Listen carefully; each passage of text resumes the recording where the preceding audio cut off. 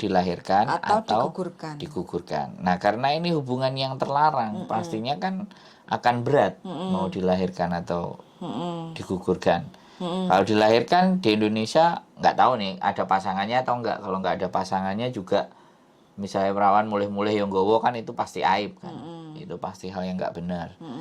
Itu silahkan dipikirkan. Jadi silahkan dipikirkan keputusannya bagaimana. Kalau dibawa pulang ya dipulang, Kalau cari enggak tempat yang aman, dan bilang sama majikan mengundurkan diri atas keputusan diri sendiri. Jadi biar majikannya tidak kena masalah.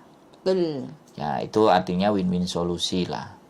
Tapi kalau begitu ada majikan yang langsung menginterminate, nah kita bisa perkarakan. Sebelum diperkarakan, kita harus Bicarakan baik-baik. bukan membawa bukti kehamilan, Oh, jadi ya. surat dokter.